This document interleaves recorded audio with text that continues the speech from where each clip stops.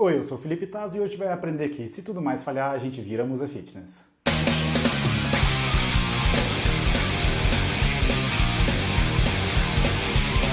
Fala, galera! E aí, você cansou de viver de arte e tá pretendendo virar Musa Fitness? Dá um dinheirinho também, hein? Então tá, vamos à polêmica dessa semana. O pau tá comendo em uma rede social. Eu ia dizer nas redes sociais, mas na verdade o pau tá comendo em uma rede social, que é o Instagram. Essa que você sempre achou que dava pra pôr umas fotos bonitinhas, mas eu não sei muito bem pra que serve. Bom, a musa fitness Gabriela Pugliese, e eu tenho problemas com a palavra musa e a palavra fitness, né? Mas tudo bem, fulano tá lá se divertindo. Gabriela Pugliese é uma musa fitness no Instagram. O que ela faz? Ela malha, come direitinho, ficou gata pra caramba e ela tem um monte de seguidores. E quando eu falo um monte de seguidores, não é qualquer monte de seguidores, são 3,6 milhões de seguidores no Instagram dela. E ótimo, bom pra ela, felicidade, vai com Deus, tá tudo bem. O problema que tá rolando hoje, e obviamente, né, eu não tô transformando esse canal num canal de fitness ou então de falar mal de celebridades por aí, o problema é que ela aprovou esses tempos, 2 de agosto, se eu não me engano, um projeto na lei do audiovisual, no qual ela está aprovada para captar 2,2 ou 2,4 milhões de reais para criar um projeto, e o projeto dela é um reality show sobre ela. Então tá, nesse momento já tá pulando dessa altura, já tá esmurrando o teclado, puto da vida, que como ousa e etc, etc, etc. Então vamos colocar as bases do assunto logo de cara aqui. A fulana ganha dinheiro? Ganha pra caralho. Dizem os boatos aí que cada publi editorial que ela fala, ou seja, cada postagem no Instagram que ela faz pra falar bem de algum tipo de produto, ela cobra uns 18 pau. Então, né, 3, 4, 5 desses por mês e tal, ela já tá lá pra cima dos 80, 100 mil reais por mês de faturamento. Ela faz publi editorial, ou seja, ela faz postagem no Instagram dela falando bem pra caralho de produtos, meio que frequentemente, e isso inclusive valeu pra ela o apelido de Gabriela Pugliese. E que, claro, é o jeito de ganhar dinheiro no Instagram, bicho. Não tem outro jeito. No Instagram não tem anúncio, como você pode pôr anúncios no seu site, ou aqui no YouTube, quando aparece aquela barrinha aqui embaixo e toda vez que alguém clica eu ganho lá uma meia dúzia de centavos, entendeu? É o jeito de ganhar dinheiro no Instagram é esse. Ela tem uma cadeia de seguidores de 3,6 milhões de pessoas interessadas em tudo aquilo que ela faz, que é comer, malhar e viajar. Porque ela tá sempre publicando fotos dela lá toda gostosa com o maridão, nos picos mais fodas da história da humanidade, passagem só de ida, assim. Sabe aquela vida que você pediu a Deus, do tipo, eu vou viajar, posto umas fotos e não sei o quê, e o dinheiro vai fluindo na conta? Ela tem. Ela tem e tá lá bem, tá bonita na fita. Bom, ela precisa de um projeto de audiovisual? Se não, vejamos. O que é essa lei do audiovisual? Bom, essa lei do audiovisual é a mesma coisa que a lei da que é mais ou menos a mesma coisa que a lei Rouanet. E o que é a lei Rouanet e a lei do audiovisual? Bom, eu já expliquei em muitos miúdos detalhes como que funciona edital e lei de incentivo no Brasil em outro vídeo. E nesse vídeo eu explico basicamente o seguinte. Você tem um conceito, vamos dizer, a sua banda, a sua peça de teatro, seu espetáculo de dança, a sua história em quadrinhos, seu livro. Você leva isso até um órgão de governo, neste caso o Ministério da Cultura, e eles vão dizer, legal, seu projeto é bacana, pode ir lá captar recurso entre as empresas. Então uma empresa média a grande vai lá e fala, bacana, gostamos do seu projeto, do seu livro ou da sua peça, tá aqui o dinheiro para você executá-la. E aí você emite um recibo para essa empresa, a empresa vai lá no imposto de renda e abate todo o dinheiro que foi aplicado. Não é assim, jogo rápido, mas basicamente o que a empresa está fazendo? Investindo no seu projeto um dinheiro que é dinheiro devido de imposto e que, portanto, é 100% público. Então existe sim essa distorção no Brasil para a Lei Rouanet. E a lei do audiovisual funciona da mesma maneira. A lei Rouanet se pauta por todos os tipos de projeto, qualquer projeto, teatro, dança, música, quadrinhos, livros, etc. E a lei do audiovisual apenas para produtos de audiovisuais. Na lei Rouanet cabe produto audiovisual também, por exemplo, curtas e médias metragens. Mas a lei do audiovisual é mais especializada em produtos de audiovisual mais complexos, como por exemplo filmes de longa metragem, e webséries, séries de televisão, etc, etc, um monte de coisas. E as verbas para leis de incentivo à cultura são meio que grandes mesmo, porque Se você criar um projeto de um filme curta-metragem, você não vai conseguir executá-lo esse projeto com 30, 40 mil reais, a não ser que você tenha um monte de amigo disposto a trabalhar de graça para você, o que é meio que a tônica da arte no Brasil hoje, né? Você chama os amigos atores, os amigos produtores, um amigo editor, e você gasta uma puta vida inteira debruçado em cima daquele curta-metragem, e você gasta, sei lá, 6 meses, um ano para produzir um único curta-metragem, e não dá para ficar famoso e muito menos rico fazendo um filme a cada 6 meses. Curta. Pois é, longa-metragem demora tipo a vida inteira. O Maurício Squarizi e o Wilson Lazzaretti são dois produtores de animação. Eles gastaram, eu acho que uns 5 ou 8 anos da vida deles dedicados a criar o longa-metragem da vida deles, que é o História Antes de uma História, que está na disputa para ser o candidato ao Oscar de filme estrangeiro de animação, não sei se é estrangeiro de animação ou só de animação, do Brasil esse ano. Sim, porque isso, né, o governo tem que se envolver e tal. E eles gastaram um tempão e tiveram várias leis de incentivo para conseguir fazer isso acontecer. No Brasil existem essas duas leis de incentivo à cultura federais, a Rouanet e a Lei do Audiovisual, que valem para o Brasil inteiro. Cada estado tem uma lei individual de incentivo à cultura e de esporte, e alguns poucos municípios no Brasil também têm leis de incentivo à cultura municipais. Não vai dar para fugir disso. E não tem como produzir arte de boa qualidade e projetos maiores, como por exemplo filmes de longa-metragem ou então, sei lá, espetáculos musicais, sem leis de incentivo no Brasil, porque a arte e a cultura não dão lucro na bilheteria, eu imagino você esteja cansado de saber. Então, acabar com as leis de incentivo não é exatamente uma possibilidade. Agora, muita gente está dizendo por aí, porra, mas essa pessoa precisa desse dinheiro? Não, acho que não precisa. A Maria Bethânia se propôs a escrever um projeto, e ela teve o projeto aprovado, e isso ficou famoso pra caramba, tal, no qual ela ia gravar 365 leituras de poemas, ela ia ler e interpretar poemas brasileiros e portugueses, ia postar num blog e, assim, um por dia ela ia postar um poema lá. Cada poema 3, 4 minutos de audiovisual, e aí o projeto inteiro era 1.300.000.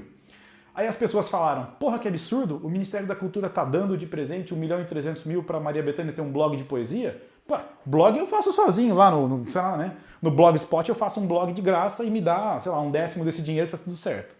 Pois é, acontece. Então, o problema é que ela ia fazer uma puta produção de leitura de poesias e tal, e era algo que realmente consome muito dinheiro. Audiovisual consome muita grana, não tem jeito. Obviamente a repercussão foi tão ruim que ela abandonou o projeto. Assim como Caetano Veloso, Luan Santana, MC Guimê, o livro da Cláudia Leite, todos esses projetos foram abandonados por pressão popular, ou seja, você dando piti no Facebook. Cara, a discussão de se a pessoa precisa do dinheiro ou não vai longe, porque a Maria Bethânia nunca ia fazer um projeto de leitura de poesia se ela não tivesse incentivo para isso. Ela vai ter a carreira dela, e ela vai tocar a carreira dela normalmente, vai fazer os espetáculos cantando o que ela quer fazer. No meio desses espetáculos ela declama alguns poemas e vida que segue. Então, a pergunta que você tem que fazer, na verdade, é a seguinte: o Brasil precisa de um blog que tenha 365 poemas, né, da literatura brasileira e portuguesa, interpretados por uma grande voz, uma grande personalidade? Isso contribuiria para a arte no Brasil? Bom, o lançamento do CD do MC Guimê provavelmente não. Até aí, tudo bem. O livro sobre a vida da Cláudia Leite? Aí eu não sei. O blog da Maria Bethânia, eu gostaria de ter visto esse projeto acontecer, e eu acho que, sabe, quando você tem profissionais foda, que é o caso da Maria Bethânia, e a direção ia ser do Andrusha Waddington, que é um profissional mega top, você tem que remunerar os caras por isso. E a gente teria um projeto interessante. Mas, tudo bem, foi por água abaixo. Será que esse é o mesmo caso da Gabriela Pugliese? Bom, ela tem lá seus 3,6 milhões de seguidores no Instagram, ela faz publi editoriais para marcas de, sei lá, viagens e complementos alimentares e não sei o que lá, e ela poderia ter criado ela mesma esse reality e vendido isso para canais de televisão? Acho que não. A gente não vai discutir aqui agora se isso vale a pena ou não vale a pena, porque provavelmente sem o incentivo de 2,2 milhões, eu acho que, primeiro, por mais que a Gabriela Pugliese seja rica pra caralho, ela não ia conseguir tirar 2 milhões de reais do bolso. Assim, pá. Então ela poderia ter ido percorrer empresas para patrocinar. Aí, talvez. Sem lei de incentivo. Com certeza, se a lei de incentivo existe e ela é para todos os brasileiros, atrair patrocínio através dessas leis de incentivo é infinitamente mais fácil do que ir sem a lei. Então, fica a pergunta, o Brasil precisa desse reality? O que é esse reality? É a vida dela. É um reality sobre a vida dela. A gente já teve realities muito diferentes, muito piores, muito melhores. Teve um sobre a família do Ozzy Osbourne, a intimidade da família do Ozzy Osbourne, que era engraçadíssimo. Compete você a decidir isso. Então, aí nesse caso, o protesto é válido. Será que a gente precisa disso? Será que a gente não precisa disso? Será que a lei está certa? Bem, a lei está certa, porque a lei cumpriu com... Ela teve o projeto aprovado porque ela cumpriu com todos os pré-requisitos necessários. Se ela conseguiu cumprir com todas as demandas, o projeto foi aprovado, beleza, muito que bem. Acontece que, se a gente vai discutir agora se ela merece ou não, ou se a gente vai discutir se esse conteúdo é relevante para a arte e a cultura, aí nós vamos ter um problema muito grande. Porque a gente já passou por uma situação de o governo decidir que aquilo é arte e aquilo não é arte. E isso não é legal. No começo da gestão do prefeito Dória em São Paulo, ele foi lá e criou o programa Cidade Linda e pintou em cima de tudo que ele considerava como sendo picho.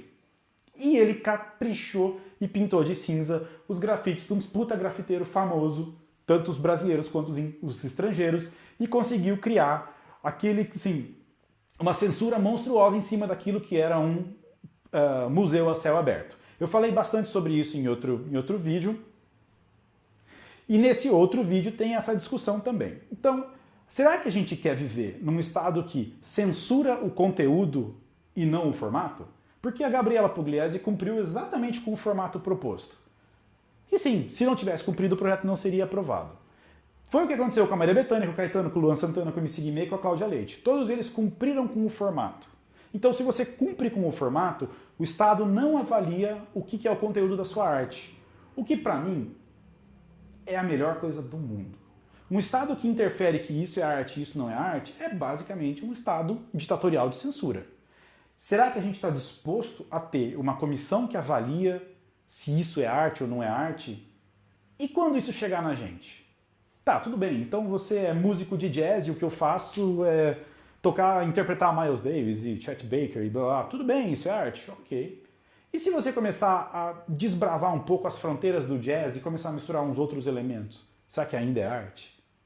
E se você está escrevendo um livro que é um romance quadradinho e tal, com protagonista, antagonista, e tem a cena de clímax, anticlímax, beleza. E se você começa a inserir aí um narrador onipresente, por exemplo, que dialoga com a personagem principal, será que aí você está respeitando o formato arte e está mudando, pervertendo a arte? O que a gente paga pau hoje são para as pessoas que absolutamente extrapolaram o conceito do que é arte e o que não é arte. Andy Warhol, John Lennon na carreira solo, essas coisas todas. Não, eu não estou dizendo de jeito nenhum que a Gabriela Pugliese tem um conteúdo absolutamente foda e que ela vai perverter aquilo que a gente entende por arte e pá, explodir a mente de todo mundo. Não, não, não, não. Mas é o seguinte, talvez, e eu vou deixar vocês me descascarem nos comentários, talvez a gente tenha que suportar os projetos bosta em prol da liberdade de ser artista e poder criar e fazer o que a gente achar melhor, para poder desbravar as fronteiras das artes e criar novas maneiras de pensar o mundo. Será que a Gabriela Pugliese é um efeito colateral perverso de uma liberdade que foi duramente conquistada? E sim, lembrem-se que foi duramente conquistada. Se você é um pouco novo ou você não frequenta muito teatro ou cinema, você talvez não saiba que a ditadura militar no Brasil se dava o grandíssimo direito de tesourar tudo. Caetano, Chico, Gil, os grandes compositores, todos eles tiveram músicas censuradas. E a ditadura militar falava, isso aqui não é do interesse do Brasil, pá, corta. E aí, no fim das contas, Chico Buarque saiu com pai, afasta de mim esse cálice, ou seja, afasta de mim essa censura. Será que é esse o estado que a gente quer viver? Bom, o que está acontecendo nesse momento é, o projeto está aprovado, a Gabriela Pugliese já deve estar negociando com potenciais patrocinadores, empresas grandes, e essas empresas vão abater dos seus impostos o valor necessário para o incentivo do projeto dela. Então vai ter empresa depositando 100 mil, 500 mil, 200 mil, 300 mil e blá blá blá blá blá blá blá. Se ela chegar num valor que eu acho que ela entenda seja suficiente, ela vai executar esse projeto. A não ser que a gritaria seja muita no Facebook e aí todo mundo desça a lenha no Instagram dela e tal, aí talvez ela desista, como desistiram as outras celebridades que eu mencionei. Agora, vale a pena? Nesse momento, quem vai dizer se aquela arte vale a pena ou não vale a pena, se é arte, se não é arte, são as empresas grandes patrocinadoras. Se não houver patrocínio, o projeto não anda. Se houver patrocínio, o projeto anda. Aí é que a porca torce o rabo. Mas lembre-se, será que vale a pena? Será que a censura que a gente exercer no conteúdo dela, ou do MC Guimê e da Cláudia Leite, não vai mais cedo ou mais tarde voltar pra gente? Como que você diz, bem, isso é arte, isso é picho, isso é literatura, isso é besteira?